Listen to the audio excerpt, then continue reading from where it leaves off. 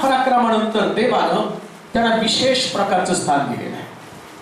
प्रार्थना करताना 3 प्रमुख व्यक्तींची नावं जुन्या करारामध्ये, नव्या करारामध्ये 3 प्रमुख व्यक्तींची नावं विशेष प्रकारे घेतली जातात आणि त्यांच्या प्रार्थनेमध्ये त्याचा उल्लेख केला जातो.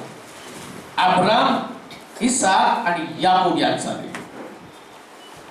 पुष्कळ संतगण होऊन गेले, पुष्कळ लोकांनी आपला विश्वास देवाला प्रगट केला, आदर्श जीवन ते जगले.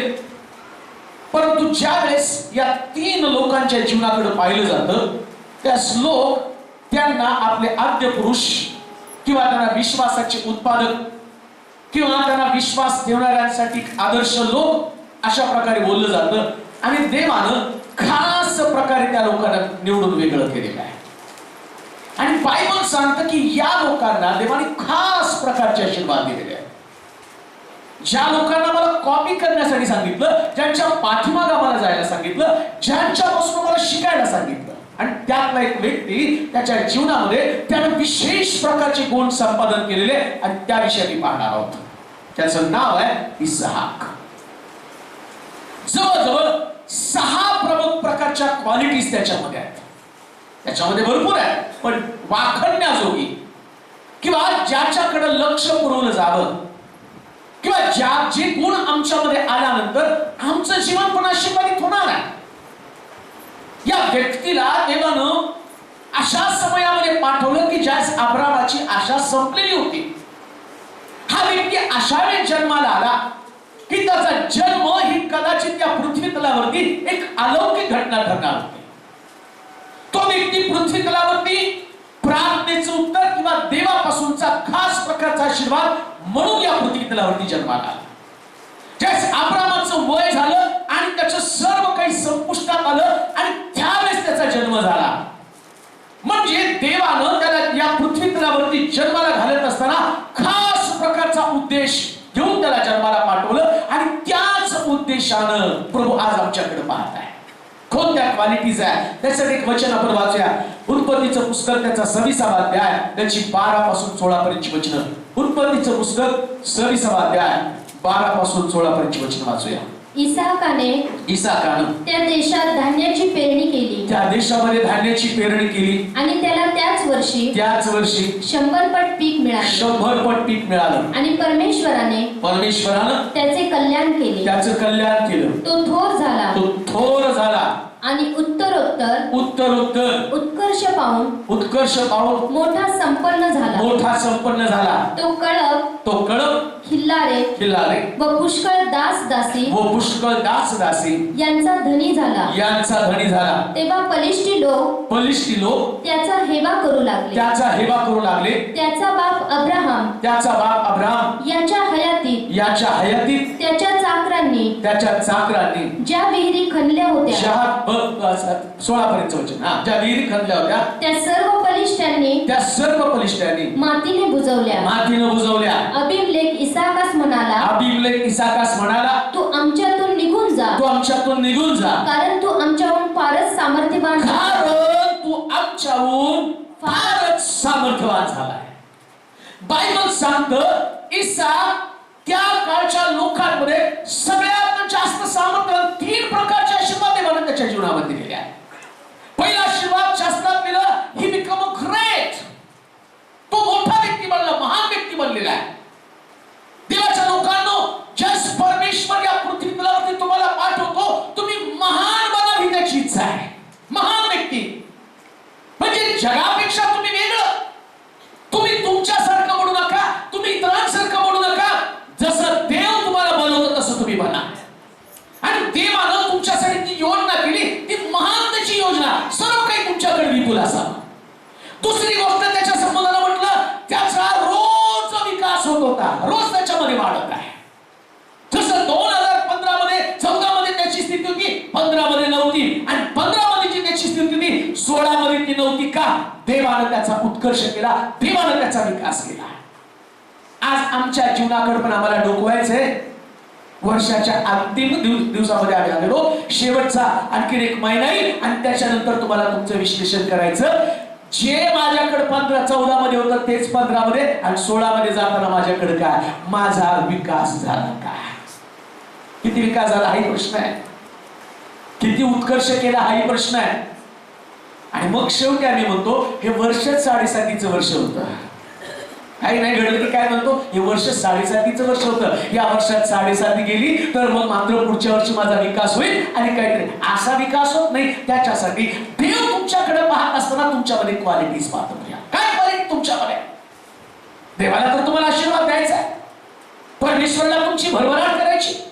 नवीन वर्षामध्ये नवीन आशीर्वाद असले पाहिजे. नवीन वर्ष देवानं काही 31 तारखेला यावा, कार्यक्रम करावा, पार्टी करावी, नाचगाणं करावं आणि मग वचन काढावं, चिठ्ठी खिशात घालावी आणि पाकिटात ठेवावी आणि मग सगळ्यांना सांगावं या वर्षी देवाने मला हे वचन दिलं. त्याच्यासाठी नाही, देव प्रत्येक वर्ष तुम्हाला उत्कर्षासाठी देतो. उत्कर्ष, विकास, काहीतरी वेगळं. आणि तिसरा आशीर्वाद त्याच्या संबंधानं म्हटलं तो सगळ्यांपेक्षा सामर्थ्यवान झाला. जोरात ते जोरात म्हणाल का? कोणापेक्षा? तुमच्या बाजूला बसलेला व्यक्ती हा तुमच्यासाठी आव्हान आहे. हालेलुया. आणि त्याच्यात समाधान होतो. आमच्या चर्चमध्ये ती व्यक्ती खूप आशीर्वादित आहे. तुमच्याबद्दल काय? आमच्या शहरामध्ये आमकी व्यक्ती देवाने तिला भरपूर आशीर्वाद दिले. तुमच्याबद्दल काय? आमच्या परिवारामध्ये आमकी व्यक्ती आमच्या घराण्यामधलं ते आमचं आणि खास प्रकारचं गर्व आहे, तो आमचा अभिमान आहे. पण तुमच्याबद्दल काय? बायबल सांगतं देवानं त्याला सगळ्यांमध्ये सामर्थ्यवान केलं. चर्च मधल्या लोकांविषयी बोलणार नाही. जिथं तुम्ही काम करत आहात ते ठिकाण तुम्हाला देवानं यासाठी दिलं तुम्ही सगळ्यापेक्षा पॉवरफुल बनावा. लोक तुमच्या समोर राहतील त्याच त्यांनी म्हणावं काय कशासाठी म्हणलं तू आमच्यात राहू नको. वाचा ते वचन. अबीमेलेक इसाकास म्हणाला तू आमच्यातून निघून जा. काय म्हटलं? प्रमोशन घेऊन पुढे जा. जोरात म्हणाल का? हालेलुया. तो म्हटला तू प्रमोशन घेऊन पुढे जा. का?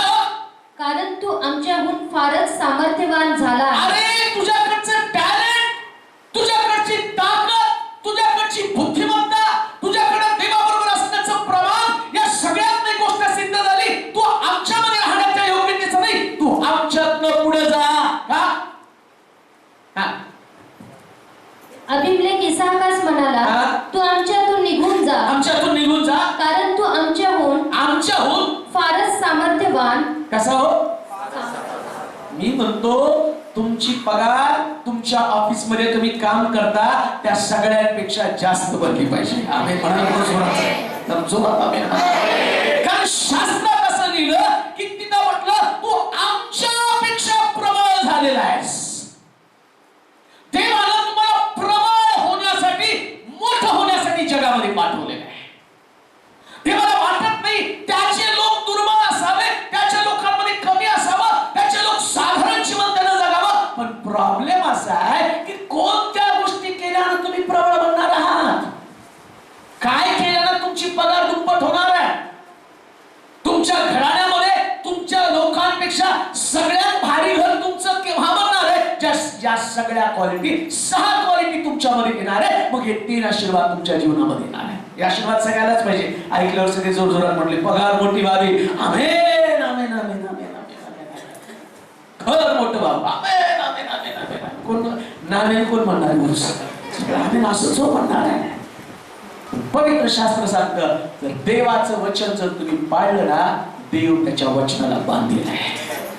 तो मानव नाही. त्यानं बायबल एक पुस्तक म्हणून तुमच्याकडे दिलं नाही. इतिहासाची पुस्तक वाचता त्या गोष्टी इतिहासात परत घडत नाही. शिवाजी एकदा झाला, परत शिवाजी होणे नाही. तानाजी एकदा त्यानं आणि लढाई जिंकली, सिंहगड सर केला, पुन्हा दुसरा तानाजी होणं नाही. इतिहासामध्ये ज्या गोष्टी घडल्या तो आम्हाला आदर्श आहे. पण एक पहिलं पुस्तक आहे, याच्यामध्ये घडलेल्या गोष्टी जो पाळेल तो नवीन इतिहास घडवेल. नवीन काहीतरी घडवणार आहे.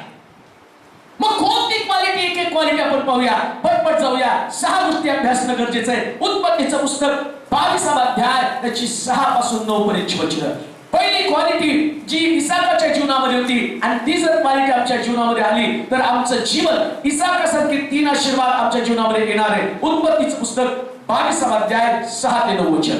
तेव्हा अब्रामाने होमार्पणासाठी लाकडे घेऊन आपला पुत्र इसहाक याच्या पाठीवर ठेवली आणि आपल्या हाती विस्तव व सुरा घेतला आणि ते दोघे बरोबर चालले. तेव्हा इसाकाने आपला बाप अब्राहाम यास म्हटलं, बाबा. तो म्हणाला, काय म्हणतोस बाळा? त्याने म्हटले, पहा, विस्तव व लाकडे आहेत, पण होमार्पणासाठी कोकरू कोठे आहे? त्यास अब्राहम म्हणाला, बाळा, देव स्वतः होमार्पणासाठी कोकरू पाहून देईल. आणि ते दोघे बरोबर चालले. देवाने त्याला सांगितलेल्या ठिकाणी ते आले तेव्हा अब्राहमाने तेथे वेदी उभारली. तिचवर लाकडे रचली आणि आपला पुत्र इसहाक यास बांधून वेदीवरच्या लाकडांवर ठेवलं. पहिलीच त्याची क्वालिटी कोणती असेल? सबमिशन, समर्पण किंवा आज्ञाधारकपणा. ज्या लोकांमध्ये आज्ञाधारकपणा आहे त्यांच्यासाठी एक आव्हानात्मक संदेश हा आहे की तुम्ही जर आज्ञा पालन करणारे लोक आहात तर तुम्हाला थोर बनवण्यापासून कोणी अडवू शकत नाही, कोणीच नाही. हे ऐकायला खूप सोपं वाटलं. तो म्हटला की बाबा यज्ञ पशु कुठे आहे? त्याचा बापा सांगते तो चालला. आता मी तुम्हाला थोडस काय त्या दिवशी इसाकाचं त्या वेदीवरती पडल्यावर त्याच्या मनात चाललेली घालमेल जाणून घ्या. तसलं सबमिशन, तसल्या प्रकारचा आज्ञाधारकपणा असेल तर तुमच्या जीवनामध्ये तुम्ही मोठे आशीर्वाद मिळवणार आहात. इसाक तो फार मोठा नाही, 9-10 वर्षाचा मुलगा असेल आणि तो त्याच्या बापाबरोबर निघाला. आणि इसाकानं आतापर्यंत प्रत्येक अर्पण होताना पाहिलेलं आहे. कारण तो विचारतो, एडका कुठे? म्हणजे त्याच्या बापानं जेव्हा अर्पण परमेश्वराला केलं ते प्रत्येक अर्पण त्यानं पाहिलेलं आहे. वर्षामध्ये एकदा त्याचा बाप एडका आणून परमेश्वरासाठी कापत होता. आणि तो एडका कापताना त्या एडक्याच्या नरड्यावरती फिरलेली सुरी, एडक्याच्या नरड्यातनं वाहणारं रक्त आणि ती नरड कापल्यावर, त्याचा गळा कापल्यावर, त्याला चिरल्यावरती जी होणारी तडफड, त्या यज्ञ पशुची एडक्याची तडफड त्यानं पाहिली होती. आणि त्याला हे ठाऊक होतं की हा यज्ञ पशु कापून या वेदीवरती विस्तवावरती त्याला ठेवला जातो. आणि विस्तवावरती तो यज्ञ पशु ठेवल्यावर त्याचं होणारं आणि त्याचं जळणं, त्याच्या अंगाला पेटलेली आग आणि त्या आगीमध्ये भस्म होताना त्या यज्ञ पशुची आणि त्या एडक्याची तडफड, त्या एडक्याचं जळलेलं शरीर, त्याच्या एडक्याच्या शरीरामध्ये असणारं सर्व काही काढून गेलं. या प्रत्येक गोष्टी त्यानं बारकाईनं पाहिल्या होत्या. आणि आता विचार करा, तो त्याच्या बापाला विचारतो, बाबा यज्ञ पशु कुठे आहे? आणि त्याचा बाप त्याला म्हणतो, देव पाहून देईल, काळजी करू नको. आणि त्याच विश्वासानं तो जात असताना ज्यावेळेस त्या वेदीजवळ आला, त्याच्या बापानं त्याला उचललं आणि वेदीवरती टाकलं. वेदीवरती टाकल्यावर तेच दृश्य त्याच्या डोळ्यासमोर फिरत आहे. कोणतं? एडक्याची मान कापणार, त्याच्यातनं रक्त पडणार आणि एडका वेदीवरती तडफडत राहणार. त्याच्या बापाच्या हातामध्ये असणारा विस्तव त्यानं पाहिला. आणि तो विस्तव ज्यावेळेस त्याचा बाप त्याचे हात बांधत असताना त्याच्या डोळ्यासमोर ते विस्तवाचे चटके, त्याच्या शरीराला बसणारे चटके आणि त्याचं शरीर जळत असताना त्याला ती तडफड यज्ञ पशु तिथं पाहत आहे. परंतु एक गोष्ट त्यानं केली, तो जाताना त्याच्या बापाला त्यानं प्रश्न विचारला, बाबा एडका कुठे आहे? त्यास म्हटला, देव पाहून देईल. इसाक काय म्हणतो, जर देवाची इच्छा आहे तो एडका मी असावा तर मी वेदीवरती अर्पण व्हायला तयार आहे. पण त्यानं त्या दुःखाकडे पाहिलं नाही. हरकत नाही, एडक्याच्या नरड्यावर सुरी चालली, एडका मरायला तयार होतो. आज माझ्या बापाकडे यज्ञ पशु नाही, मी जर यज्ञ पशु झालो आणि याच्यानं माझा देव संतुष्ट झाला तर मग माझ्या जीवनामध्ये दुसरी गोष्ट आनंदाची कोणती नाही. बायबल सांगतं निश्चितपणे तो त्या वेदीवरती पडलेला आहे. सर्वशक्ती पाहिजे तिला. तुमच्या समोर कधी कधी असा प्रसंग येईल, तुम्हाला जाणवेल तुम्ही वेदनेमध्ये तडपडत आहात. तुम्हाला असं वाटेल की आता तुमचं अर्पण होणार आहे, संपलं. ते एंड त्या ठिकाणामध्ये त्याला हातामध्ये सुरा पाहिला, त्याला विस्तव पण पाहिलेला आहे आणि तो जास्त मोठा नाही, त्याची आकलन शक्ती तेवढी नाही, पण त्याच्याकडे समर्पण आहे. आणि ते समर्पण कोणतं? माझा बाप म्हणतो तर मी वेदीवरती मरायला तयार आहे. माझा बाप म्हणतो तर त्या अग्नीमध्ये मी पडायला तयार आहे. माझ्या बापाची इच्छा आहे तर त्या ठिकाणी समर्पणासाठी मी तयार आहे. त्यानं त्या प्रकारे आपलं मन तयार केलं. देवाच्या लोकांनो, धन्य ते लोक जे परमेश्वराच्या आज्ञेसाठी आपलं समर्पण करत आहे. जर तुम्ही स्वतःचा यज्ञ होऊ इच्छिता तर लक्षात ठेवा, तुमच्या जीवनामध्ये सर्वोत्तम गोष्ट तुम्ही करता तो स्वतः यज्ञ पशु झालेला आहे. असं समर्पण करा. बाप मुलगा यज्ञ आणि यज्ञ पशु किंवा अर्पण म्हणून स्वतःच्या मुलाला देत आहे. लक्षात ठेवा, काही वेळेस तुम्हाला अर्पण करताना काय अर्पण करता येईल विचार करू नका. फक्त ते अर्पण देवासाठी हा विचार ध्यानामध्ये येऊ द्या. तो असं नाही म्हटलं माझा मुलगा मी अर्पण करतो, किंवा मुलगा असं नाही म्हटला की कदाचित. मला कधी कधी असं वाटतं इसाकाच्या डोक्यामध्ये हे सुद्धा आलं असेल. नीट आहे का? इसाकाच्या जागेवर थांबून विचार करा. इसाकाच्या अगोदर इश्माईल आहे. इश्माईल सावत्र भाऊ आहे.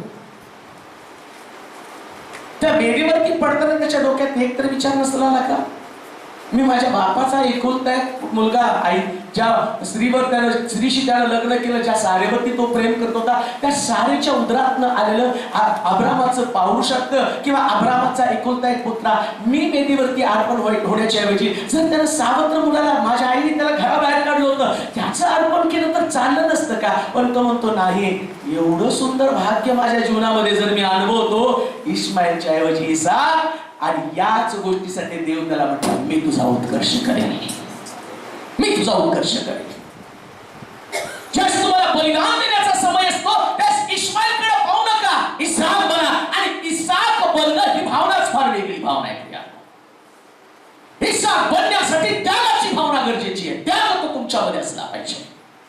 आणि ज्या ज्या लोकांनी वेदीवरती चांगलं अर्पण केलं त्या लोकांनी इतिहास घडवलाय. प्रियांनो, ज्या लोकांनी आपल्या भावना, आपल्या इच्छा, आपल्या महत्वाकांक्षा या सगळ्यांना तिलांजली दिली आणि ते लोक इतिहास घडवणारे लोक बनले. परमेश्वर इसाकाकडे पाहत असताना बायबल सांगतं त्याच्याकडचा आज्ञाधारकपणा त्यानं पाहिला. देव स्वर्गातनं पाहत होता, पाहू द्या इसाक मरायला तयार होतो का. शेवटच्या क्षणापर्यंत देवानं त्याला मारण्यासाठी नव्हे आशीर्वादासाठी पारखायला सुरुवात केली होती. लक्षात ठेवा, कदाचित सुरी ही तुमच्या नरड्याजवळ आहे आणि ती तुम्हाला मारण्यासाठी नाही, पारखण्यासाठी. का? कारण तुम्ही ग्रेट व्हावं, कारण तुम्ही ग्रेट व्हावं, कारण तुम्ही सामर्थ्यवान बनावं, कारण तुम्ही ताकदवान बनावं, कारण तुम्ही अद्भुत प्रकारचं व्यक्ती बनावं. याच्यासाठी परमेश्वर तुम्हाला विशिष्ट प्रकारच्या चाकोरीमध्ये देतो. पण त्या चाकोरीमध्ये जात असताना विश्वास कमजोर होऊ नका. इसाक वेदीवरती निवांत पडला. अर्पण होणाऱ्या लोकांनी कधीही अर्पण काय चालले याचा विचार करायचा नाही. मी असं म्हणेल, अर्पणाच्या पलीकडे दडलेल्या चमत्कारासाठी अर्पण होणं केव्हाही चांगले. हालेलुया. जरा जोरात बोला का. सेम गोष्ट शद्रक, मेशक, अबेदनेगो स्वतः अर्पण होण्यासाठी भट्टीत चालले आहेत. इथं पण विस्तव, इथं पण विस्तव आहे. आणि बायबल सांगतं यांना त्या विस्तवात टाकलं. आणि टाकलं म्हणजे काय म्हणतात, राजा काय होतो, अरे सोडून दे, कशाला अर्पण व्हायचा प्रयत्न करतो. माझी आज्ञा ना, कोणी सुद्धा आपल्या देवाची उपासना करायची नाही, मुठीला दंडवत घालायचं. महाराज या प्रश्न विचार, या भट्टीतनं तुझा देव तुला सोडवेल का? इसाकाला विचारलं नाही. इसाक स्वतः समर्पणच इतकं भारी आहे. त्यांनी वेदी टाकली आणि त्या वेदीवरती सुराविरा चांगला घाल करून ठेवलेला, हातामध्ये अग्नी आणि विस्तव पण घेऊन चाललेला आहे. आणि जाताना कदाचित त्या अब्रामानं तो विस्तव आपल्याकडे घेतला असेल का? कारण लेकराला चटका लागू नये. तुमच्यासारखाच तो बाप आहे, तुमच्यासारख्याच त्याच्या भावना आहे. पण डोंगरावरती चढताना इसाकाला सांभाळलं. पण ज्या वेळेस तो परमेश्वराच्या त्या वेदी जवळ आला, त्या वेदीच्या बाबतीमध्ये तो म्हणतो इसाक जळाला तरी चालेल पण प्रभू दुखावला जाऊ नये. जाताना विचार करत होता इसाकाला चटके बसू नये, पण ज्यास परमेश्वर समोर आला त्यास त्यानं विचार केला माझ्या इसाकाला चटके बसले तरी चालेल पण माझ्या देवाचं मन दुखावता कामा नये. ज्या समर्पणाच्या भावनेमध्ये तुम्ही याल त्यास असं समर्पण करा, मी जळालो तरी चालेल, माझा प्रभू माझ्याशी संतुष्ट व्हायला पाहिजे, माझा देव माझ्याविषयी पसंत पडला पाहिजे, त्याच्या भावना जाणून घ्या. आणि बायबल सांगतं इसाकानं अब्रामानं दोघांनी त्याच्या भावना जाणून घेतल्या. इकडे शद्रक मेशक अबेदnego भट्टीतनं पडताना म्हणतात भट्टीत जळालो तरी चालेल पण देवाशिवाय आम्ही कोणाला दंडवत घालणार नाही. काय परिणाम झाला? देव अब्रामाला म्हणतो सुरावर इसाकाच्या ऐवजी एक एडका ठेवलेला आहे तो पहा. आणि इसाकडं पाहून त्या दिवशी देव इतका आनंदित झाला असेल आणि त्याच दिवशी आपला हात लांब करून त्याला म्हटलं असेल ज्यास लोक प्रार्थना करतील त्या प्रार्थनेत तुझं नाव असणार आहे, अब्राम इसाक आणि याकोब यांचा देव. अब्राम इसाक याकोब यांचा देव. आणि मग तो म्हटला तू आमच्यापेक्षा थोर बनलेला आहे. कोणत्या टप्प्यात तुम्ही चाललेला आहात? तुला वाटत असेल की तुम्ही चारी बाजूने टॉर्चर होत आहात, तुम्हाला वाटत असेल तुम्हाला चारी बाजूने एक प्रकारचं प्रेशर आणलेलं आहे, तुम्हाला वाटत असेल हे झटके तुम्हाला भस्म करणारे झटके तुमच्या संगती असणार आहेत. आम्ही म्हणाल का? भट्टी समोर असणार आहे पण तुम्ही अजून जखमी नाही म्हणजे चटके तुम्हाला लागलेत का? बघून घाबरू नका. आम्ही म्हणतो किती मोठं संकट आहे, कशाला घाबरतो? तरी तुझा विश्वास पक्का असू दे. जर थोर बनायचं ना चटक्याचा विचार करू नको. या चटक्याला शांत करण्याची ताकद ज्या देवाकडे आणि त्या देवाकडे पाहायला सुरुवात कर. आणि त्यांनी प्रभूकडे पाहिलं आणि प्रभू त्याला म्हटला हा याच्यापासून मी एक मोठं राष्ट्र निर्माण करणार आहे. तुम्ही थोर लोक आहात, देव तुमच्यापासून एक असा परिवार तयार करेल की तुमच्या परिवाराकडे बघून तुमच्या घराण्यातले लोक प्रभूवरती विश्वास ठेवतील. तुम्ही घडणार आहात. एक दिवस असा येईल ना तुमचं समर्पण तुमचा त्याग पाहून लोक तुमच्या घराण्याची आठवण करतील. इसाक संपला नाही, अब्राम संपला नाही, याकोब, हे तिघं एका पाठोपाठ अब्रामापासून इसाक आणि इसाकाला अब्रामापासून इसाक आणि इसाकाला दोन मुलं झाली, एक याकोब आणि दुसरा एसाव. एसावाचं का नाही नाव आलं, याकोबाचं का नाव आलं? यालाही कारण आहे. ज्या लोकांना आशीर्वादासाठी धडपड आहे ना तेच लोक आशीर्वादित होतात, बाकीचे लोक होत नाहीये. एसावानं वर्णासाठी विकून टाकलं ज्येष्ठपण. काय ज्येष्ठपणाला घेऊन चाटायचे? अनेक लोक म्हणतात कोण स्वर्ग पाहिलाय, जिवंत आहे तोवर देवानं जर नोकरी दिली, लग्न झालं, लेकरं दिले तर पुष्कळ झालं, स्वर्गात जायचं नाही जायचं हे कोण बघत बसलेलं आहे? आता काय? आता वरण पाहिजे, आता वरण द्या, हो नोकरी द्या. येशूनं नोकरी दिली मग विश्वास ठेवेल, येशूनं लेकरू दिलं मग विश्वास ठेवेल, येशूनं आणि कर्ज दिलं केलं मग विश्वास ठेवेल. येशूनं आलं, अरे वर्णापेक्षा वर्णाच्या पलीकडचा देव ते पहा ना, तो तुझ्या गरजा गौरवानं पूर्ण करणार आहे. याकोबाचा देव, इसाकाचा देव आणि अब्रामाचा देव, आज तो देव तुमचा होण्यासाठी वेदीवरती अर्पण व्हा, अर्पण व्हा. दुसरी गोष्ट वाचूया, पटपट आपण जाऊया. उत्पत्तीचं पुस्तक 24 अध्याय 63 वचन. उत्पत्तीचं पुस्तक 24 अध्याय 63 वचन. इसाक हा संध्याकाळच्या वेळी ध्यान करावयास रानात गेला असता. इसाक संध्याकाळच्या वेळी ध्यान करायस रानात गेला असता. त्याने नजर वर करून पाहिले. त्याने नजर वर करून पाहिलं. तो त्याला उंट येताना दिसले. तो त्याला उंट येताना दिसले. रिबकेने दृष्टी वर करून इसाकाला पाहिले. इसाकाला पाहिलं. तेव्हा ती उंटावरून उतरली. तेव्हा ती उंटावरून उतरली. तिने त्या सेवकास विचारले. तिने त्या सेवकास विचारलं, हा रानात आपणास सामोरा येत आहे. हा रानात आपणास सामोरा येत आहे. तो कोण? तो कोण? दुसरी गोष्ट त्याच्यामध्ये पहिली सबमिशन, आज्ञाधारक बना. म्हणजे कोणती गोष्ट करताना आज्ञा पालन करणं गरजेचं आहे. परमेश्वर सांगतो ना, बस. देव सांगतो आज्ञा पालन करा म्हणजे आज्ञा पालन करा. दुसरी गोष्ट त्याच्यामध्ये होतं मेडिटेशन किंवा ध्यान धारणा. मी त्याच्या विषयी विचार करत होतो.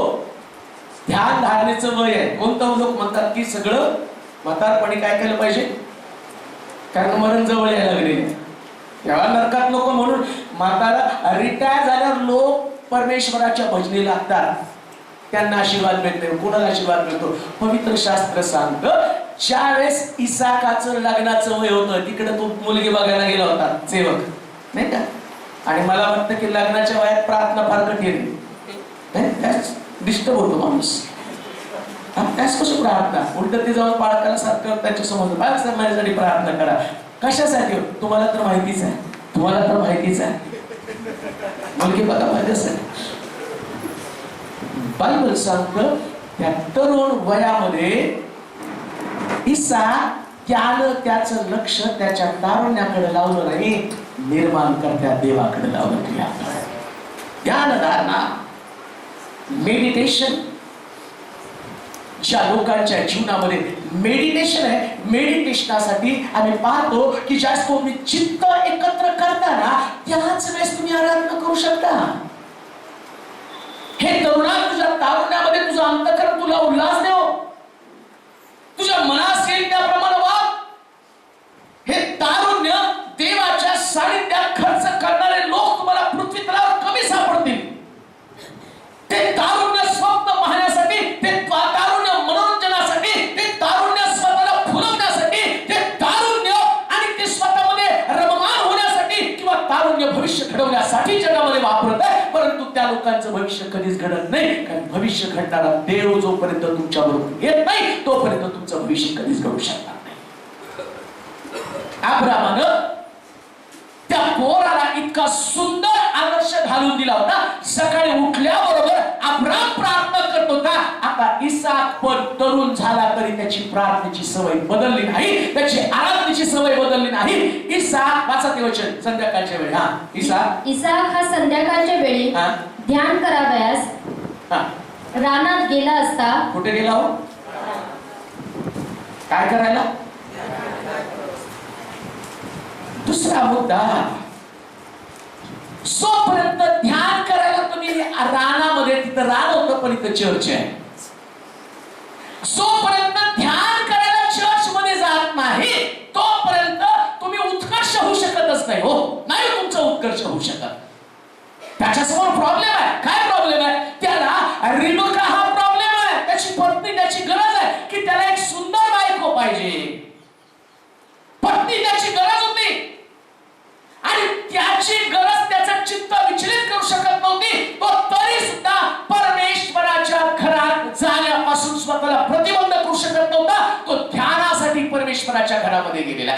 जे लोक ध्यान करायला परमेश्वराच्या घरामध्ये नाही, तुमच्यासाठी अंडरलाईन अधोरेखित करून वाक्य लिहून ठेवा. तुम्ही कुठल्याही कामात हात घाला, तुम्ही कधीच यशस्वी होऊ शकत नाही. पण जे तरुण, जे तरुणी आपल्या तारुण्यामध्ये निर्माण करण्याच्या घरामध्ये, तुमच्या विकासाला कोणी अटकाव करू शकत नाही, तुम्हाला मोठं होण्यापासून कोणी वाचवू शकत नाही. म्हणून ध्यान करण्यासाठी परमेश्वराच्या मंदिरात जा. आज जे चर्च मध्ये नाहीत ना, गेले आशीर्वाद पाहतो देव स्वर्गातलं. किती पण लागण्या सबबी सांगा, आमक झालं, पाणी आलं, दुनिया गेली, हे गेलं. ध्यान म्हणजे ध्यान. हो, आम्ही म्हणतो देवा तू माझ्याकडे ध्यान दे. तो म्हणतो मी जेव्हा तुला ध्यान द्यायला पाहिजे त्यास तू घरात पाण्याकडे ध्यान देत होता, तू घरामध्ये पाहुण्यांकडे ध्यान देत होता आणि तू टीव्हीकडे ध्यान देत होता. आणि जस मी तुझं ध्यान, माझं ध्यान तुझ्याकडे लागलं तर तुझं ध्यान दुसरीकडेच लागलं, नाही का? म्हणून माझा जीव तुझ्याकडे, तुझा जीव भूताकडे. तसं देवाचं लक्ष आमच्याकडे परमेश्वराच्या घरामध्ये बघायला येईल का तो? आणि का हो त्याला यायचं का? तर तो तुमच्याकडे पाहतो, तुम्हाला फोन करायचं म्हणून तुमच्याकडे पाहतो. परमेश्वर तुम्हाला थोर करण्यासाठी तुमच्याकडे लक्ष देत आहे. नुसतंच येऊ नका. बायबल सांगतं तिथे नोंद करून ठेवली, इसा ध्यानामध्ये मग्न होता. तुम्ही चर्च मध्ये तुम्ही आराधना करताना परमेश्वर अंडरलाईन अधोरेखित तुमचं वाक्य करणार आहे. तुम्ही ध्यानामध्ये आहात का तुम्ही स्वतःमध्ये मग्न आहात? आणि बघूया, किती निराश असा, किती दुःखी असा, कष्टी असा, पराजित असा, अपयशी असा, काय इसाक त्या दिवसामध्ये फार मोठा कोणी व्यक्ती नव्हता. इसाकानं फार पराजय पाहिले जीवनामध्ये. इसाकाचं चरित्र तुम्ही वाचता तर तुम्हाला कळेल की त्याच्या अगोदर सुद्धा म्हटलं की त्याला म्हणतो तू आमच्यात न जा, आमच्यात राहू नकोस. सगळीकडनं त्याला याच प्रकारच्या प्रश्नाला तोंड द्यावं लागत होतं, याच प्रकारच्या समस्येमध्ये. त्याच्या बाबतीमध्ये चांगले विचार करणारे लोक तुम्हाला वाटतं का सतत होते? नव्हते. त्याचा भाऊ त्याच्याविषयी ईर्ष्या खात होता, त्याची सावक नाही त्याच्याविषयी ईर्ष्या खात असेल. अशा परिस्थितीमध्ये ध्यानामध्ये त्याला आपलं लक्ष काढलं नाही. देवाचे प्रिय लोक, परमेश्वराच्या आराधनेमध्ये जात असताना कोणत्याच गोष्टीचा विचार करू नका. आणि त्याच्या पलीकडे जो मी तुम्हाला सांगतो, त्याची गरज होती रिबेका. प्रार्थना करताना, आराधना करताना इतका विरून गेला. आणि बायबल सांगतं त्याचं ध्यान संपलं आणि डोळ्याने पाहतो तर काय, उंटावरती बसून रिबेका म्हणजे त्याचं उत्तर आलं होतं. त्याच्या उत्कर्षाला सुरुवात, सर्वोत्तम देणगी मिळण्याला सुरुवात. रिबका एक सुंदर अनुभव, रिबका एक सुंदर स्त्री, रिबका एक परमेश्वरापासूनचा आशीर्वाद, रिबका ही त्याची गरज. आणि ती गरज त्यानं डोळे उघडले तर पाहतो तर काय, उंटावरती बसून. वाचा ते वचन. इसाक संध्याकाळच्या वेळी ध्यान कराव्यास रानात गेला असता, ध्यान कराव्यास रानात गेला असता, त्याने नजर वर करून पाहिलं तो त्याला उंट येताना दिसले. रिबकेनं दृष्टी वर करून इसाकाला पाहिलं. तेव्हा ती उंटावरून उतरली. तिने त्या सेवकास विचारलं, हा रानात आपणास सामोरा येत आहे, आपल्याला सामोरा येत आहे, तो कोण? सेवक म्हणाला, हा माझा धनी. तेव्हा तिनं बुरखा घेऊन आपले अंग झाकले. मग आपण काय केले ते सर्व त्या सेवकाने इसाकाला सांगितले. ज्यावेळेस तो ध्यान करत होता, काम देऊ नये का, ध्यान करणारे लोकांचं चित्त आकर्षित करून घेणारे लोक असतात.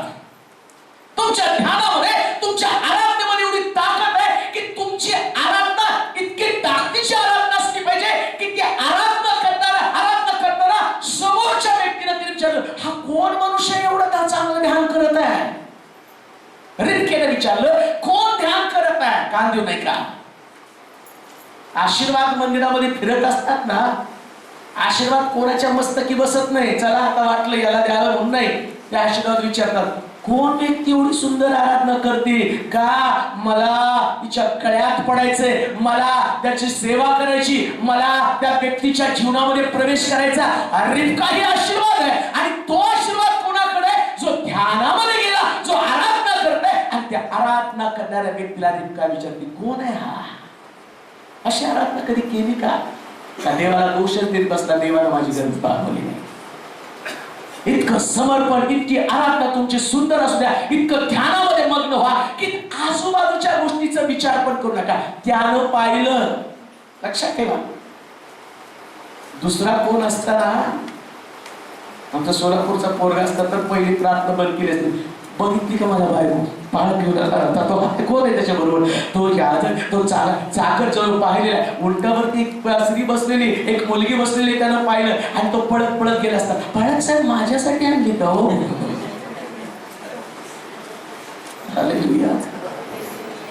तर तो नुसता बघत राहिला. त्याची आराधना त्यानं पाहिली आणि रिबकाला विचारली, हा कोण मनुष्य आहे? त्यास तो सांगतो, हा तुझा स्वामी आहे.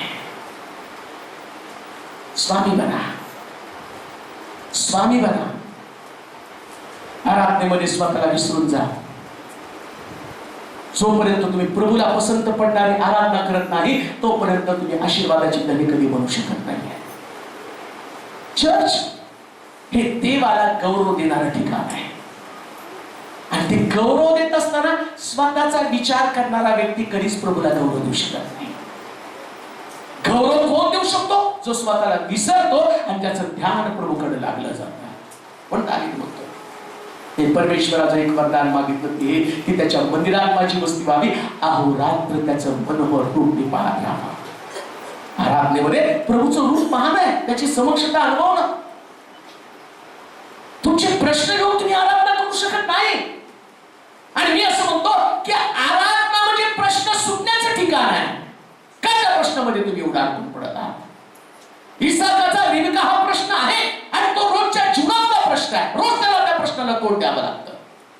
एक दिवस 2 दिवस नाही, रोज त्या प्रश्नाला त्याला सामोरं जावं लागतं. रोज त्या प्रश्नाचा त्याला सामना करावा लागतो. पण अशा परिस्थितीमध्ये सुद्धा त्यानं काय केलं? सगळं लक्ष त्यानं आराधनेमध्ये देवाकडे लावलं. आणि जो व्यक्ती आराधनेमध्ये देवाकडे लक्ष लावतो ना, तोच व्यक्ती आशीर्वादाचं कारण आहे.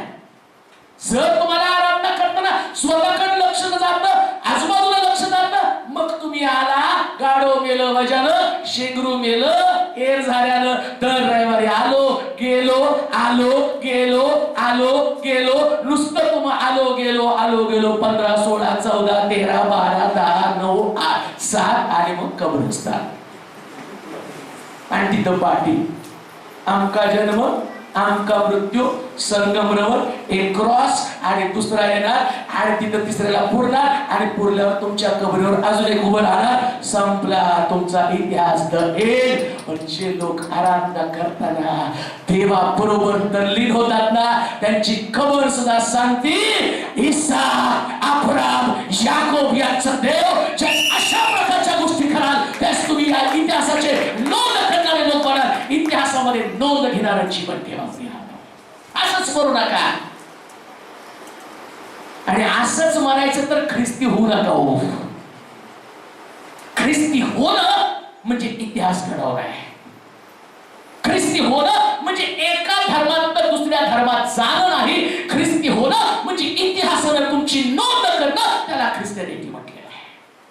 आणि म्हणून बायबल सांगतं त्याच्यामध्ये मेडिटेशन होतं. आराधनेचं महत्व त्यानं जाणलं. यानं काम देऊ नये का? आराधनेचं महत्व जाणा. चर्च मध्ये येऊन तुम्हाला आराधनाच करता येत नसेल तर तुमच्यासारखं दुर्दैवी जगात दुसरं कोणीच नाहीये. चर्च मध्ये येऊन तुम्हाला उपासनेमध्ये सहभागी होता येत नसेल तर तुमच्यासारखं दुर्दैवी कोणीच नाहीये. जर चर्च मध्ये आला तुम्ही आराधनेमध्ये सहभागी झाला, जर तुमचं कॉन्सन्ट्रेशन झालं तर तुमच्या उत्कर्षाला कोणी आणू शकत नाही. तिथे असं म्हटलं तो थोर बनला, उत्तर त्याचा उत्कर्ष झाला आणि तो सामर्थ्यवान बनला. त्याच्या उलट जो आराधनेमध्ये सहभागी होत नाही किंवा आराधना करत नाही तो थोर बनल्याच्या उलट काय होलो? लहान लहान बनत गेला. डिमोशन. दुसरी गोष्ट उत्तरोत्तर त्याचा उत्कर्ष होण्याची रोज परिस्थिती जरा डाऊन होत चाललेली आहे. गाणं तर गातो उच्चा उच्चा उच्चा आणि एवढ्या जोरात उडी की तिथून येशू फुटबॉल सारखा परत स्वारा नीचा नीचा नीचा शैतान को काय जोरात आपटून आणि तो म्हणतो अरे आराधना करत नाही तर मी तुला तिथूनच ओढतोय खाली. नीचा नीचा. जो आराधनेमध्ये सहभागी होत नाही त्याचा उत्कर्ष होणं अशक्य. देव पक्षपाती नाही. देव कधी एकाला आशीर्वादित करतो दुसऱ्याला आशीर्वादित करतो करत नाही असं कधीच होत नाही. पण कित्येक वेळा आम्ही एक सवय लागली म्हणून चर्च मध्ये गेलेलो आहे. आराधनेसाठी नाही. कोणती धारणा तुमची आहे? त्यानंतर तिसरी गोष्ट म्हटलं तो ताकदवान किंवा सामर्थ्यवान कधी बोलू शकत नाही. तिसरी गोष्ट त्याच्याविषयी बोलूया, त्याच्याविषयी पाहूया. तिसरी गोष्ट उत्पत्तीचं पुस्तक 24 अध्याय 67 वचन. त्याचं तिसरं वैशिष्ट्य कोणतं आहे? उत्पत्तीचं पुस्तक 24 अध्याय 67 वचन. मग इसाकाने तिला आपली आई सारा हिच्या डेऱ्यात आणले. इसाकानं तिला आपली आई सारा हिच्या डेऱ्यावर आणलं. त्याने रिबकेचा स्वीकार केला. त्यानं रिबकेचा स्वीकार केला व ती त्याची पत्नी झाली. ती त्याची पत्नी झाली आणि तिच्यावर त्याचे प्रेम होते. तिच्यावर त्याचं प्रेम होतं. आणि आपल्या आईच्या पश्चात इसाक सांत्वन पावला. बस. तिसरी गोष्ट त्याच्याकडे प्रेम देणं हा स्वभाव आहे. आताच्या परिस्थितीमध्ये तुम्ही विचार करा. तो मुलगा त्या मुलासाठी त्याचा बाप म्हणतो याचं लग्न व्हायला पाहिजे. मग तो बाप मुलाबरोबर चर्चा करतो. तो म्हणतो बघ रे आता तुझं शिक्षण झालं, सगळं काही ठीकठाक झालं, चांगली नोकरी लागली, तुला घरदार बरे, तुझ्यासाठी मुलगी बघू, मग तो लगेच पप्पाला मागण्या सांगतो, डॅड हे सर लांब पाहिजे बरं का. आणि फार ऍडव्हान्स असेल तर तो म्हणतो जेवढे कमी असतील तेवढे, म्हणून आता टाकल्या पण बाईक त्यांचीच चॉईस त्यांची आहे. तू जर गेला तर तिथं दिसतं की त्या हिरोईन त्यांनी टकलं करून फिरत आहे, चॉईस. मग म्हणत एवढं शिक्षण पाहिजे, मग तिची कलर चॉईस असते, हे सगळं असलं पाहिजे. आता ही म्हणजे त्या काळातला तो तरुण आहे. असं नाही की तुमची अभिरुची, तुमची चव बदलली, असं नाही होऊ शकत. देवानं प्रत्येक मनुष्याला जो घडवलं, मनुष्य तसाच आहे आणि तशा स्वरूपामध्ये इसाक पण होता, त्याच स्वरूपामध्ये. पण ध्यानाला बसलेला असताना, आराधना करत असताना त्यावेळेस एक तरुण मुलगी आणि तिथून खाली उतरली आणि खाली उतरल्याबरोबर, नीट ऐका, तुम्ही इथं बसलाय तरुण लोक आणि तेवढ्यामध्ये तुम्ही घरी जाऊन पोचता चर्च करून, आणि तेवढ्यात तो बघ रे बाळा, ही पोरगी मी पसंत केली आणि आजपासून ही तुझी बायको. ती पडाली संत, त्याच्यानंतर तुमचंच नाव मंडपाबंद. जिला मी पाहिलं नाही, जिच्याविषयी मी स्वप्न, आमची स्वप्न काय पप्पा आहे का नाही, सगळं तुमच्याच इच्छेप्रमाणे करता का. पण इसाक ज्या ध्यानातनं बाहेर आला आणि तो सेवक त्याला सांगतो, एलिझर त्याला सांगतो, पहा मी असा गेलो विहिरीवरती आणि तिथं मी, आता सांगण्याची गोष्ट बंद कर, मी विहिरीवरती गेलो, तिथं प्रार्थना केली, म्हटलं जी कोणी येईल आणि ती मला पाणी पाजल, माझ्यावर असली प्रार्थना करून तुम्ही मला मुलगी बघून आणली का. ती कशी आहे, काय तिचं शिक्षण काय, या गोष्टी आणि असलं फापट पसर आम्हाला सांगता का. पण तरी तो म्हणतो देवानं तुम्हाला दाखवलं, साधी गोष्ट आहे. देव तुम्हाला दाखवतो या मुलीविषयी. आज्ञाधारक लोक प्रभूने दिलेल्या प्रत्येक पसंतीचा आदर करतात. आम्ही म्हणाल का. तुमची पत्नी, तुमची लेकरं, तुमच्या परिवारातली प्रत्येक व्यक्ती प्रभूनं तुम्हाला दिली म्हणून तिला स्वीकारावी. बायबल सांगतं तो प्रेम देणारा व्यक्ती होता, अफेक्शन. तो त्या पत्नीला रिबकेला घरामध्ये घेऊन गेला आणि पवित्र शास्त्र सांगतं घरामध्ये घेऊन गेल्यावर त्यानं आपल्या आई समोर तिला आणला. आता परत माघारी जा. बापावरती प्रेम होतं, त्यानं दाखवून दिलं, वेदीवरती स्वतः अर्पण झालेलं आहे. त्याचं प्रेम एकतर्फी प्रेम नाही. आमच्याकडे चॉईस आहे हो. काही लेकरं ते आपल्या आईवर प्रेम करतात, काही बापावर प्रेम करतात, नाही का. मग हा माझं आहे बरं का, चौकड सांगतो मला बाप, आईचं सुद्धा मला सांगतो, आईवर नाही प्रेम, माझ्यावर प्रेम. धन्य तो इसाक, जेवढं प्रेम बापावर तेवढंच प्रेम आईवर प्रियाला. ती क्वालिटी आहे. तुमच्यामध्ये जर ती क्वालिटी असेल, तुम्ही परिवारातल्या प्रत्येकावरती प्रेम करू लागाल, प्रत्येकावरती प्रिया. काय देऊ नाही का. तुमचा उत्कर्ष व्हायला पाहिजे, तुमचा विकास व्हायला पाहिजे, तुमचा कुटुंब वाढायला पाहिजे, तुमच्या कुटुंबामध्ये आनंद यायला पाहिजे, तुमचं कुटुंब परिपूर्ण व्हायला पाहिजे, तर कुटुंबातल्या प्रत्येक व्यक्तीवरती प्रेम करता आलं पाहिजे. आणि इसाकामध्ये ती क्वालिटी होती.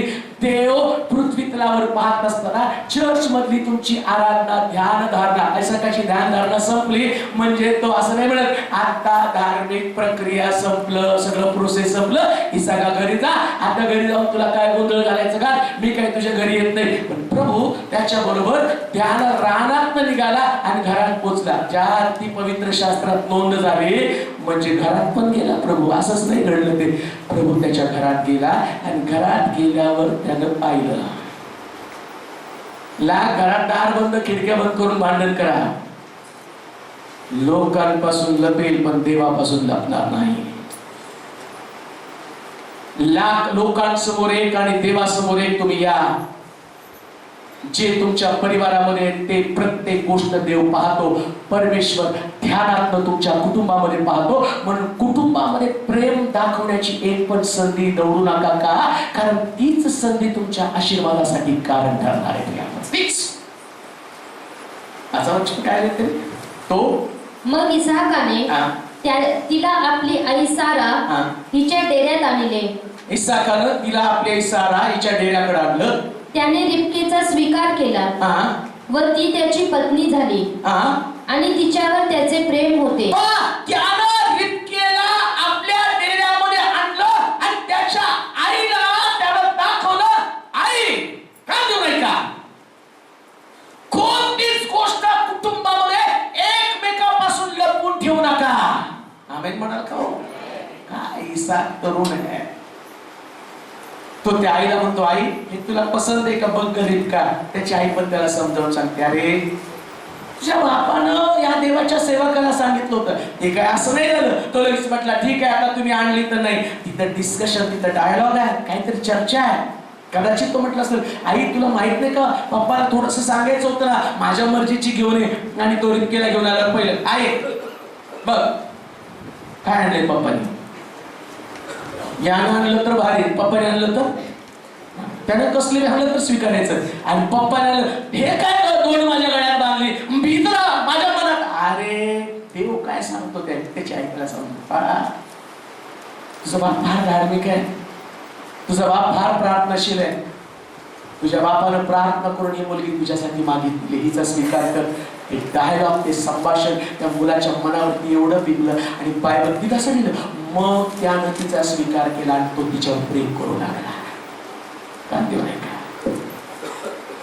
तुमच्या परिवारामध्ये तुमचा उत्कर्ष व्हायला पाहिजे तर प्रत्येकामध्ये एकमेकांविषयी प्रेम उत्पन्न होईल असे शब्द बोलायला सुरुवात करा. द्वेष कधी पसरवली जाऊ नका. परिवारामध्ये एकमेकाच्या अंतःकरणामध्ये एकमेकाच्या कल्पना कधी वाईट असू देऊ नका. परिवारातला प्रत्येक व्यक्ती एकमेकावरती प्रेम करणारा असला पाहिजे. आणि जर तो प्रेम करू शकला नाही, देव आशीर्वाद देऊ शकत नाही. म्हणून कितीही बाका प्रसंग आला तरी कुटुंबातल्या कोणत्याच व्यक्तीनं कुठल्याच व्यक्तीविषयी एकमेकाचं मत वाईट करू नये. अब्रामानं कदाचित रिबका तिथं दोन शब्दानं अब्रामावर तोंड सुख घेऊ शकली असती. काय तुझं बाप आवडतच आहे रे, त्याला कळतच नाही. पहिल्यापासून मी म्हणून आयुष्य काढलं त्याच्या बरोबर.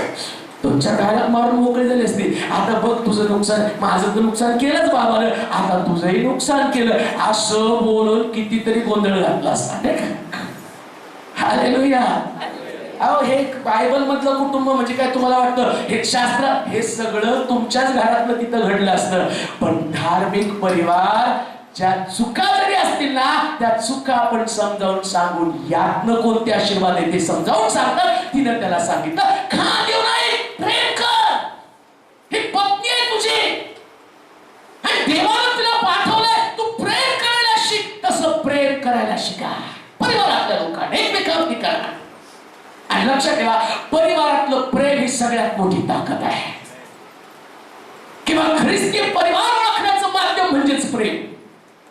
वाटतं का तुमचं घर सगळ्यात भारी घर असावं? द्वेष जाऊ द्या घरात सगळ्या बाजूला. कोणीच पण एकमेकाचा द्वेष करू नका. आदर करायला शिका, एकमेकाचा सन्मान करायला शिका, भावना जाणायला शिका, एकमेकाचं आणि एकमेकाचं मत जाणून घ्यायला शिका. त्यानं दोघांनी पण एकमेकाचं मत जाणून घेतलं. त्या इसाकानं आईचं मत जाणून घेतलं, रिबकेचं मत जाणून घेतलं आणि तिथं डायलॉग झाला. त्यांचं एकमेकावर चर्चा झाली आणि पवित्र शास्त्र सांगतो, तो म्हटला आजपासून तू माझी बायको. आणि तिथं लिहिलं तो तिच्यावर प्रेम करू लागला. सगळं बायबल शोधून मला कुठंतरी सापडलं तर आणून द्या. इसाकानं कधीतरी त्याच्या बायकोला झापलं किंवा मारलं किंवा उलट बोललं, कुठंच नाही. हो आम्ही तर बडबड करतो नाही का. थोडस काय झालं, तुझ्यापेक्षा चांगला आला होता, माझ्या बापानंच माझ्या गळ्यात हे मारलं. तरी कधी म्हटलं नाही, ती पण कधी म्हटली नाही. मी त्याला पाहून म्हणत होती, you are great choice of my father. माझ्या स्वर्गातल्या बापाची तू सर्वोत्तम कलाकृती आहे. मला माझ्या बापानं दाखवलं नाही, कारण त्यांचं जुळवलं नव्हतं बापानं, त्यांचं जुळवलं होतं स्वर्गातल्या देवानं. देवाचे प्रिय लोको, परमेश्वर ज्यावेळेस तुम्हाला जे देतो ना, तिथं प्रेम करायला शिका. सकाळी उठल्याबरोबर एकमेकाला म्हणा, यू आर ग्रेट म्हणा का. तुमच्या मुलाकडे पाहून म्हणा, नवऱ्याकडे पाहून म्हणा. कपाळ झोडत घेऊ नका उठल्या उठल्या. तर नाही राहणार तुमचं, पुढे जाणार नाही. पण सकाळी उठल्या उठल्या त्याला म्हणे मला परवा ते फेसबुक वरती पास्टर फार वयस्कर आणि मी नेहमी मोठमोठ्या सभा ते चालवतात आणि मी पाहतो खूप काँग्रेशन त्यांच्या मीटिंगला असतं आणि परवा फेसबुकला त्याने एक फोटो टाकला, दोघं पण वयस्कर नवरा बायको आणि तो तिच्या हातात हात घेऊन दोघं नाचत आहेत आणि सगळ्यांनी कमेंट टाकल्या, वाव पास्टर गुड कपल. का हो, जे देवाला ओळखतात ना त्यांना ठाऊक आहे हे माझ्या जीवनातलं सर्वोत्तम अशा प्रकारची गोष्ट आहे. कोणी पतीनं आपल्या पत्नीकडे पाहून म्हणू नये की तू, आणि चुकीची गोष्ट माझ्या जीवनामध्ये आली, परमेश्वराच्या मंदिरात तुम्ही म्हटला होता तू प्रभूनं दिलेली माझी सर्वोत्तम देणगी, आणि पत्नीनं पण पाहून त्याच्याकडे म्हटलं पाहिजे अहो सलमानपेक्षा सुंदर मुलीच आहे. पण तुम्ही शरद काढून बसू नका. हालेलुया. तुमची लेकरं परमेश्वराने दिलेली सर्वोत्तम कलाकृती आहे. कधी सुद्धा म्हणू नका त्याचा मुलगा चांगला, त्याची मुलगी चांगली नाही. ती परमेश्वराने दिलेली सर्वोत्तम देणगी आहे आणि सर्वोत्तम देणगीवरती प्रेम करायला शिका. तुमच्या परिवाराचा उत्कर्ष कोणी आणू शकत नाही. तुम्ही ग्रेट बनणार आहात, तुम्ही मोठे बनणार आहात. तुमच्या परिवारातल्या प्रत्येक व्यक्तीवरती प्रेम करायला शिका. बायबल सांगतो तो तिच्यावर प्रेम करू लागला. आजपर्यंत केलं नसेल, आता सुरुवात करा. हालेलुया. कोणाला बोलण्याची संधी देऊ नका. तुमच्या नवऱ्याविषयी, तुमच्या बायकोविषयी, तुमच्या सासूविषयी, तुमच्या लेकरांविषयी, कोणाविषयी सुद्धा बोलायला संधी देऊ नका. त्यांना म्हणा देवानं माझ्या जीवनात दिलेला तो सगळ्यात भारी आशीर्वाद आहे. हालेलुया. सगळ्यात भारी म्हटलं पाहिजे. कोणी विचारलं सिस्टर कसे आहेत तुमचे मिस्टर? हो ग्रेट. काय सांगू, ह्या वर्षी घेऊ नका म्हणलं तरी 5,000ची साडी घेतली ना. खूप आग्रह करतो ते नका एवढा सुद्धा 500ची, पण 5,000ची सांगा. 5,000ची घेऊन तुम्ही खर्चात पडू नका. मी जनरल सांगेन नाहीतर उपदेशाचा गैरअर्थ करून घरी बसता एकमेकांच्या छातीवरती हाय ते प्रेम निघून जाईल. बायबल सांगतं की म्हणा देवानं दिलेली सर्वोत्तम पत्नी, देवाला दिलेले सर्वोत्तम पती लेकराकडे पाहून म्हणा तू माझ्या परिवारासाठी मोठा आशीर्वाद आहे, तू माझ्या घरासाठी मोठा आशीर्वाद आहे. आणि त्यांच्याशी बोलायला सुरुवात करा. परमेश्वर देवाला दिलेलं प्रत्येक गोष्ट तुम्हाला प्रेम करण्यासाठी दिलेली आहे. इसाकाची क्वालिटी ते देवाला त्याच्याकडे पाहिलं, तो आपल्या पत्नीकडे जाऊन तिला प्रेम करू लागला. जो परिवारातला सदस्य आपल्या पत्नीवर प्रेम करत नाही, ऑल ब्रदर्स, तुमच्या घरात येणारे आशीर्वाद तुमच्यावर अवलंबून आहेत. जो आपल्या पत्नीवर प्रेम करू शकत नाही त्याचा उत्कर्ष कधीच होऊ शकत नाही. काळ्या दगडावरची पांढरी रेघ आहे, ती पण खडूने मारलेली नाही, छन्नी हातोडीने कोरलेल्या रेघेने सांगतो जर तुमच्या पत्नीवरती तुम्ही प्रेम करू शकत नाही तर तुम्ही देवाच्या आशीर्वादापासून दूर असणारे लोक आहात. म्हणून पवित्र शास्त्र सांगतं की तो आपल्या पत्नीवरती प्रेम करू लागला. पटकन पुढच्या वचनाकडे जाऊया. बऱ्याच गोष्टी सांगण्यासारख्या आपण पुढे जाऊया. 26 अध्याय 7 वचन. तेथल्या लोकांनी त्याच्या बायको संबंधाने त्याच्याकडे चौकशी केली. तेव्हा तो म्हणाला ही माझी बहीण कारण ही माझी बायको आहे असे म्हणण्याची त्याला भीती वाटली. चौथी गोष्ट, इमिटेटेड हिज फादर सिन. आपल्या पित्याच्या पापाचं अनुकरण करणारा व्यक्ती तो म्हटलेला आहे. अब्रामाला त्याला पण काय झालं की त्याच्या पत्नी संबंधाने विचारलं, त्याची पण बायको तरुण असताना तो एका ठिकाणामध्ये गेला आणि त्याला विचारलं ही सारा कोण आहे? तो म्हटला ती माझी बहीण आहे. आता त्याच काही इसाकाचा जन्म झाला होता का? कांदू नाही का? परिवार तुम्ही घडवताना तुमच्या आणि देवाजवळ प्रार्थना करताना लेकरू पोटात असल्यावर म्हणतो देवा मोठा सेवक होऊ द्या. कारण त्याला माहिती सेवक झाला तर सहनशील नसतो, त्रास देणार नाही. प्रभू डॉक्टर असू दे बरं का. कधी कधी प्रार्थना करतो प्रभू हे लेकरू चांगल्या जन्माला येऊ दे आणि सगळ्या प्रार्थना करतो, पण लेकरू जन्माला येणार आहे ना, ते तुम्ही ज्यावेळेस तुमच्यामध्ये ज्या प्रकारचे जीन्स असतात, अब्राहममध्ये एक जीन्स होते, कोणते? आपल्या पत्नीला त्यानं बहीण म्हणून सांगितले. आता याच्या जीवनात प्रश्न आल्यावर काय म्हटलं, ती माझी बायको नाही बरं का, ती माझी बहीण आहे. तुमच्या रक्तामध्ये ज्या प्रकारची पाप आहे त्याच प्रकारची पाप तुमच्या परिवारामध्ये, तुमच्या लेकरांमध्ये येणार आहे. बायबल सांगतं अब्राहमानं इसाकाला जन्म घालताना या प्रकारच्या गोष्टी घेऊन त्याला जन्माला घातलेलं, म्हणून आमचे जीन्स बदललं जाणं गरजेचे आहे. ती पापाची सूत्र गुणसूत्र त्याच्यामध्ये होती.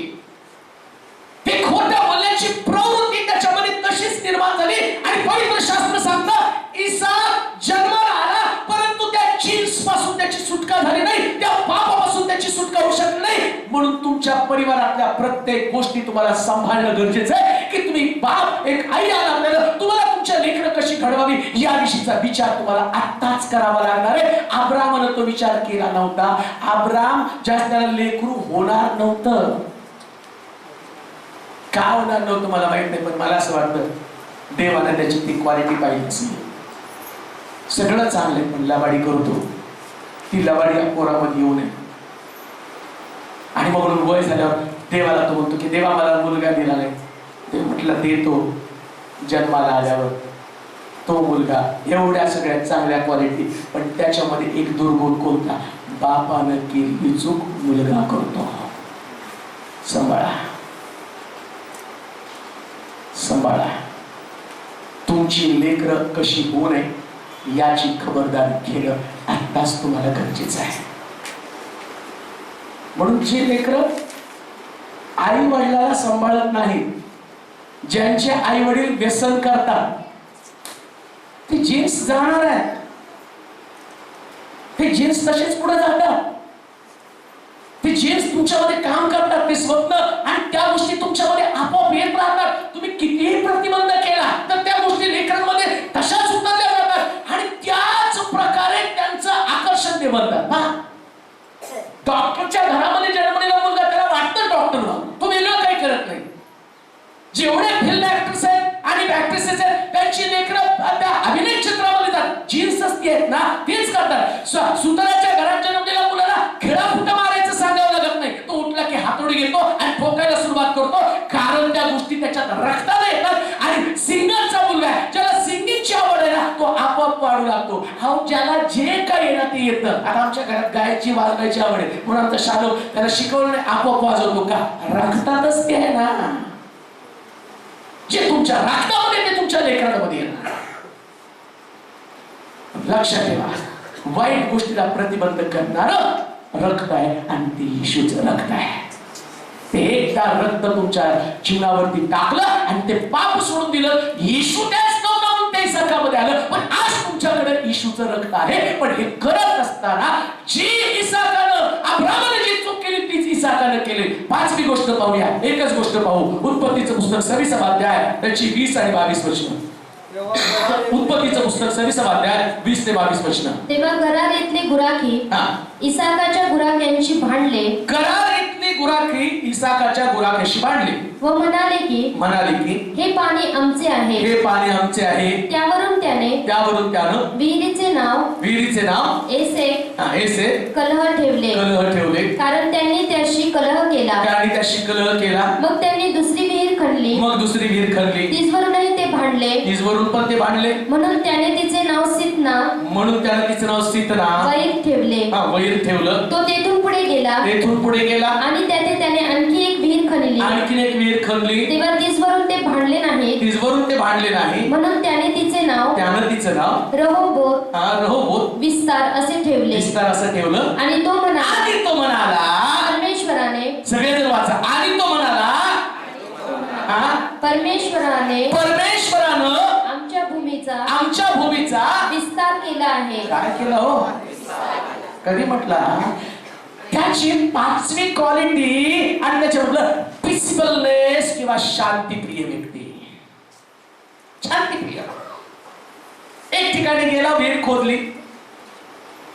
विहीर खोदेपर्यंत कोणी काय बोललं नाही. विहीर खोदली, विहिरीला पाणी लागलं तेवढ्यात त्याने आमची विहीर. आम्ही असतो तर सोडलं नसतं. आमची खोदताना काय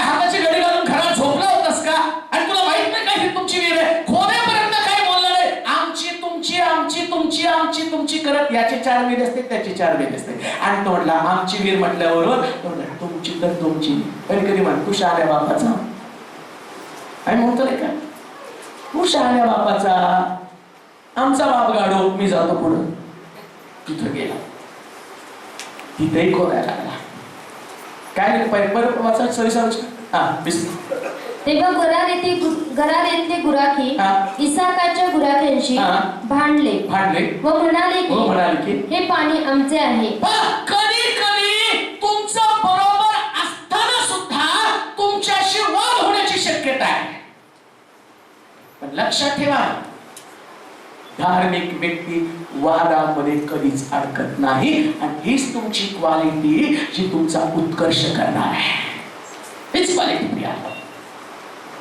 तिने असं म्हटलं त्यानं विहीर खोदली गरार या ठिकाणामध्ये आणि त्या ठिकाणची गुराखी याच्याशी भांडले. आणि तो म्हटला भांडण बसू नका, काम देऊ का. ती विहीर तर कदाचित त्याला उपभोगता आली नसती, त्याची गुराखी पण गेली असते, त्याचं सगळं ऐश्वर्य निघून गेलं असतं, पुष्कळ तो नुकसान पावला असता. जे लोक वादामध्ये अडकतात ते आपल्या आत्मिक जीवनाचं आर्थिक नुकसान, कौटुंबिक नुकसान, सामाजिक नुकसान करत राहतात. बायबल सांगतं तो वादात न पडता तिथून उठला आणि तसाच पुढे गेला. कधी वाद जिथं आहे तिथं थांबू नका, पुढे निघा. कोणत्याही परिस्थितीमध्ये त्या वादामध्ये अडकून पडू नका. वाद हा तुमच्या परिवारासाठी, तुमच्या आत्मिक जीवनासाठी हानिकारक आहे. तुम्ही बरोबर आहात का चुकीचा आहे हा वाद नाही. वाद यासाठी की तुमचा उत्कर्ष होऊ नये. सैतान वाद करणारे लोक तुमच्या भोवती पाठवेल. कदाचित तुमच्या परिवारात असेल, कदाचित तुम्ही काम करता त्या ठिकाणी तुम्हाला हा अनुभव येतो. पहा कामाच्या ठिकाणी तर तुम्हाला जास्त अनुभव येतो, सोडत नाही लोक तुम्हाला. तुमचं बरोबर काम असताना सांगतात नाही चूक तर तुमच्याविषयी कंप्लेंट करतात, सारखं सांगतात. आणि म्हणतो अहो सारखीच माझ्याशी असं वाटतं राजीनामा देऊन निघून जावा. आणि परवा कोणीतरी केलं ते मला त्यांचा फोन आला. रागाच्या भरामध्ये त्यांनी रिझाईन केलं. चांगलं विचारलं, भरपूर चांगलं मोठं काम होतं. इतका राग आला, संताप आला, रिझाईन केलं. आणि रिझाईन केल्यावर त्याला कळलं अरे मी करायला नको होतं. त्या लोकांना तेवढंच पाहिजे, त्यांनी रिझाईन घेतलं, म्हटलं जावा. आणि विचारायला गेला, रोजीरोटी केली. बायबल सांगतात त्याने ठिकाण सोडलं आणि तसाच पुढे गेला. त्याला दुसरी विहीर तिथं सापडली. वाचा. मग त्यांनी दुसरी विहीर खणली, दुसरी विहीर खोदली, तिसवरूनही ते भांडले. तरी पण का दुसरी खोदली तरी पण भांडलं. कदाचित पहिला प्रयत्न, दुसरा प्रयत्न, सगळीकडे तुम्हाला अपयश असेल. पण अपयश म्हणजे अंत नाही, अपयश म्हणजे नवीन यशाची सुरुवात आहे. एक नवीन विजय हे नाही. अपयशानं खचून जाऊन अशा प्रकारच्या गोष्टी करू नका की ज्याच्यानं तुमचा उत्कर्ष थांबला जाईल. थांबू का जिथं तुम्हाला लोक विरोध करतात ना त्याला विरोध करण्याचं काम करू द्या. त्या विरोधाला आणि तसंच सोडा आणि पुढे जा. बायबल सांगतं यानं विहिरी खोदत गेले आणि ते बुजवत गेले, ते ताब्यात घेत गेले आणि शेवटी यानं खोदणारा दमला नाही पण बुजवणारा दमला. तिथं लिहिलंय पुढे. काय झालं? तो तेथून पुढे गेला, आणखी पुढे गेला आणि तेथे त्याने आणखी एक विहीर खणली, आणखी एक विहीर खोदली. तेव्हा तिसवरून ते भांडले नाहीत. काय झालं? आता भांडले का? हा भांडत नव्हता, हा शांत बसत होता. भांडून भांडून यांना थकवा आला. हे थकले. लक्षात ठेवा विजय मिळवायचा ना मग तुम्ही शांती धरा, शांती टिकवा. आणि लक्षात ठेवा शांतीमध्ये एवढी ताकद आहे ना. ज्या इंग्रजांना भारतावरती 150 वर्ष राज्य केलं, सुभाषचंद्र बोस म्हणाले तुम मुझे खून दो मैं तुम्हें आजादी दूंगा. गांधीजींनी पण लोकांकडनं रक्त घेतलं. सुभाषचंद्र बोसांनी मी त्यांच्यावर टीका करत नाही, पण लक्षात या दोन्ही मधली तफावत. गांधीजी इंग्रज सुभाषचंद्र बोसला घाबरत नव्हते पण गांधीला घाबरत होते. का? कारण हा मनुष्य स्वतः रक्त सांडायला तयार आहे पण हा रक्तपात परिताप करत नाही. गोलमेज परिषदेमध्ये गांधीजीला बसवलं आणि स्वातंत्र्य बहाल केलं का? शांतीमध्ये ताकद आहे. गांधींनी शांतीनं देश स्वतंत्र करून दाखवला. आज जो स्वतंत्र देश उपभोगतो याचं कारण गांधीनं त्या मनुष्याने शांती टिकवली. आता इसाकानं देखील त्याच प्रकारच्या गोष्टी केल्या. इसाक सुद्धा शांती टिकवत आहे आणि त्याच्या लोकांना म्हणते पुढची विहीर खोदा. आणि पुढची विहीर खोदल्यावर तो काय म्हटला? तेव्हा तिजवरून ते भांडले नाही, म्हणून त्याने तिचे नाव रहोबत विस्तार असे ठेवले. काय नाव ठेवलं? ज्यावेळेस लोक तुम्हाला भरपूर विरोध करतात ना, समजायचं आता तुमचा विस्तार विकास एका पावलावरच येऊन थांबलेला आहे. समजा ते आलं तर म्हटलं असता जाऊ द्या, दोन्ही विहिरी ते झालं आणि असा विचार केला असता, नको दरवेळेस विहीर मी खोदतो, दुसरा घेऊन जातो, आता विहीरच खोदायला नको. आपण काय करू, ते लोक रात्री झोपल्यावर पाणी घेऊन येऊ. घालू नका, त्यांना झोपू द्या. रात्री ते दिवसा पाणी भरतील, आपण रात्री पाणी भरू. त्याने तडजोड केली नाही. धार्मिक लोक तडजोड करत नाही. धार्मिक लोक लढण्याची जिंकण्याची ताकद ठेवतात. त्यानं पुन्हा विहीर खोदली. आतापर्यंत तुम्ही पराजित झाला असेल, तुमच्या विहिरीला पाणी लागलं नसेल, पण आज परमेश्वराच्या वेदीवर तुम्ही राहून सांगतो, आता त्या विहिरीतलं पाणी तुमच्या नजरेत आल्याशिवाय राहणार नाही. तुमचा आणि विजय दृष्टी क्षेत्रामध्ये आलेला आहे. तुमचा विजय तुमच्या जवळ आलेला आहे. तुमच्या विजयाला कोणी प्रतिबंध करू शकत नाही. तुम्ही शांती टिकून ठेवता तर एक दिवशी तुमच्या विहिरीतलं पाणी तुमचे आशीर्वाद फक्त तुम्हीच उपभोगणार आहात. कारण सर्वसमर्थ देवानं तुम्हाला अभिवचन दिलं, काळजी करू नका, इसाकासारखा मी तुम्हाला उत्कर्ष केल्याशिवाय नाही. एकच वचन फक्त लिहून घ्या, घरी जाऊन वाचा. कारण बरेच लोकांची तक्रार आहे, तुम्ही एक मुद्दा ठेवता आणि आम्हाला मग अभ्यास करता येत नाही. इब्री लोकांचं पत्र 11 अध्याय 20 वचन आणि त्याच्यामधली एकच क्वालिटी वाचूया. इब्री लोकांचं पत्र 11 अध्याय 20 वचन. पटकन वाचा. इब्री 11:20. इसाकाने याकोबाला एसावाला पुढे होणाऱ्या गोष्टींविषयी सुद्धा विश्वासाने आशीर्वाद दिला. इसाकाची क्वालिटी काय? हा नेहमी पुढचे आशीर्वाद दुसऱ्याला देत राहतो. Praise God. त्याला म्हटलेले मॅन ऑफ फेथ. नेहमी लोकांना पुढचे आशीर्वाद द्या. काय का बरेच लोक बसल्यावर आता तुम्हाला किती प्रश्न आहेत त्याची चर्चा करत असतात. फार वाईट हो तुमचं नवरा तुम्हाला त्रास देतो, तुमची लेकर अशी, नोकरीचं तुम्हाला नाही हो, जाऊ द्या. ते तुमचा नवरा बदलणार आहे, दारूच्या व्यसनातून सुटणार आहे, हे अभिवचन, हे आशीर्वाद तुम्ही द्या आणि परमेश्वर तुमच्या बोलण्यातला प्रत्येक शब्द कॅच करतो. इसाक बोलत होता, देव उचलून ठेवत होता. याकोबाला बोलवलं, इसावाला बोलवलं आणि त्याने म्हटलं भावी आशीर्वाद त्याला आता दिलेले आहेत. ज्यांच्याकडे विश्वास आहे भविष्यातल्या पॉझिटिव्ह गोष्टी पाहायला सुरुवात करतात. कधी सुद्धा असं चुकीचं पाऊल निवडू नका. आजच्या वर्तमान स्थितीला पाहू. आज जी तुमची स्थिती आहे, आज वर्तमान काळात ज्या परिस्थितीला तुम्ही तोंड देता ती वर्तमान काळातली स्थिती तशी राहणार नाही. देव तिला बदलणार. त्याच्यासाठी विश्वासाच्या दृष्टीची आवश्यकता आहे. आणि जोपर्यंत इसाकासारखी भविष्य काळची सुस्थिती पाहणं आणि त्याच प्रकारच्या गोष्टी दुसऱ्याला देणं. आणखी एक गोष्ट मी तुम्हाला सांगतो. तुमच्या घरात येणाऱ्या व्यक्ती बरोबर जे डिस्कशन तुम्ही करता ते तुमच्या कुटुंबासाठी तुम्ही विकत घेता. मग आम्ही म्हणतो ते येऊन गेले तेव्हापासून सगळं उलटच घडलं. मग का उलट चर्चा करत बसला? बोलताना बोलत राहा. देव तुम्हाला आशीर्वाद देणार आहे, तुमच्या परिवाराला देणार आहे, तुमच्या कुटुंबाला देणार आहे. इसाकामध्ये ती क्वालिटी होती. तो त्याच्या लेकरांसाठी भविष्याच्या गोष्टी बोलत होता. तुमच्या लेकरांना भविष्यामध्ये वाचा ते वचन. याकोबाला व एसावाला पुढे होणाऱ्या गोष्टींविषयी सुद्धा विश्वासाने आशीर्वाद दिला. कुणाला हो? कुणाला? अजून लक्षात ठेवा, तुमच्या परिवारातल्या कुठल्याच व्यक्तीला निराश करू नका.